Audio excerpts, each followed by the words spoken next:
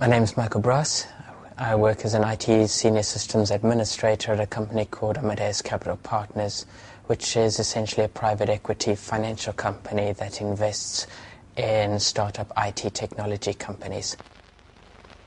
As a young boy, my interests varied actually quite considerably. My father worked for IBM, but I didn't see myself getting into IT, into computers.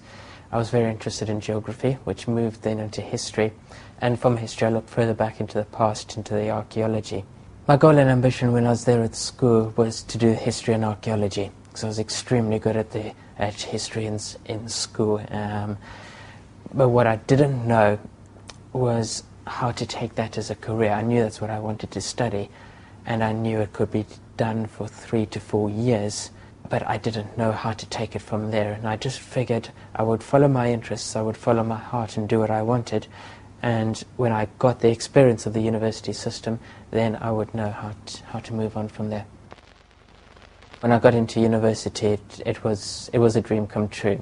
You move in from a school environment into another environment where you've got a lot more personal freedom, but along with that, the university system expects a lot of personal responsibility.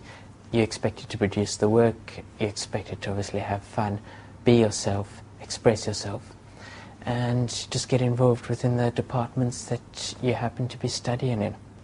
I saw a notice up on a university notice board advertising for an excavation through in Israel, and that's where I went. That happened to be in June 1996. The experience was absolutely fantastic. You're out of your country, you're with new people, you're within the fields that you've always dreamed about being, and you're surrounded by people who are as passionate for the subject as you happen to be. So it was a dream come true.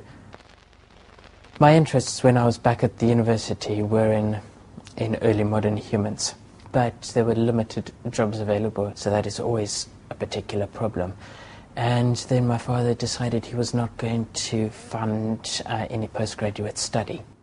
It did happen to be a bitter blow at the time, but I took the view that this opens up an opportunity for me to just do something else and not need to rely on anyone but myself. So I had to look to myself to continue developing my skill set so I could actually find employment. And the one that was most familiar to me happened to be computers. And then as I had British citizenship, I decided I was going to come over and make a career here in the UK. Thankfully someone from Oxford University Press gave me the opportunity, a small contract, and I grabbed it with both hands, never looked back. The archaeology passion has actually never disappeared. I was doing my own research, my own reading, and I came to the point where I thought I'm going to actually go back to university and I'm going to do my master's. This was a burning passion of mine. So I resigned from my IT job in August 2003 and started my master's in September 2003 at University College London. What I am aiming for later on in life is to actually move up to an IT manager's position, but continue my archaeology out of hours, as I'm actually currently doing. I happen to be working on material from a site in the Sudan, so I'm doing that in my personal time at my personal expense. In an ideal world there would be lots of jobs available within archaeology, but I have to live in the reality that there isn't. You have a family and you've got responsibilities to them. So you need to plan your life around what is actually happening on the ground.